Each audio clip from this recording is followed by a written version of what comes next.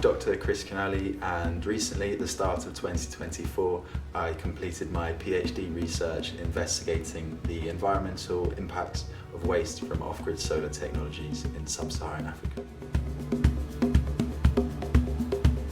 Off-grid solar provides not only an opportunity to capitalise on Africa's largest renewable energy resource, the sun, but avoids all of the complicated and expensive challenges of extending national grids to reach rural populations.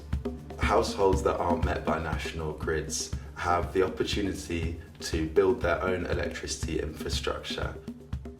There are different types of batteries used in off-grid solar technologies, but in catering to energy-poor communities which typically have low levels of income, lead-acid batteries, which are the most affordable battery technology, are most usually used in off-grid solar systems.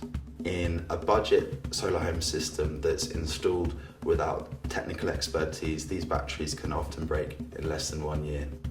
So ULABs, short for used lead-acid batteries, are the most concerning waste fraction in off-grid solar. Not just because they occupy the majority of the waste flow, but because they're the most toxic waste component. A lead-acid battery contains about 60 to 70% of lead by its weight, and this lead is not only toxic, but highly valuable.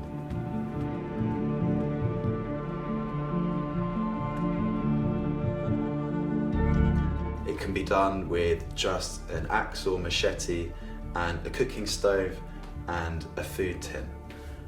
Most of the recyclers that I spoke to hadn't been taught how to do the process, but had just seen someone else doing it on the street, and through experimentation managed to replicate the process and do it for themselves. My research found that in the informal recycling process, approximately half of the lead content of a battery is lost to the surrounding environment, which for a typical battery can be as much as 3.5 to 4.5 kilograms of lead pollution. And this lead can then become embedded into the local ecosystem, causing health impacts.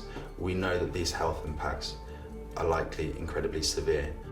So the symptoms of human lead poisoning are often unspecific and very difficult to detect, and can be masked as common diseases in the region. Very low levels of lead exposure is known to impact brain development, which is particularly severe for young children with still developing brains. Globally, 1/3 of the world's children, so 800 million children worldwide, are estimated to have a concentration of lead in their blood, which is known to impact brain function and reduce their IQ. So under the umbrella of circular economy solutions, the key principles are to encourage investment in safe recycling infrastructure, to collect waste, to transport the waste to the safe recycling infrastructure, and to implement legislation and financing mechanisms to ensure that the producers of batteries are paying for this collection and safe recycling of the waste when it reaches the end of its life. There's no safe level of human lead exposure. However, it's crucial that we do more research to expose the health impacts directly from solar waste, so that we can increase access to electricity in sub-Saharan Africa without causing unintended health burdens.